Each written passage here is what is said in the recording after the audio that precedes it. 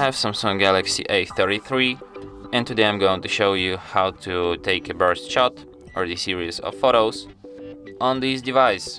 So firstly you have to open camera, then go to its settings, find here a swipe shutter button 2, select take a burst shot, and now to take a burst shot you just have to swipe shutter button down like this and hold it.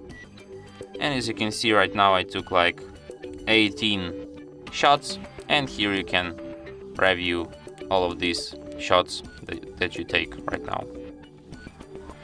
So yeah, and that's it. Thanks for watching. If you find this tutorial useful, don't forget to hit that like button and subscribe to our channel.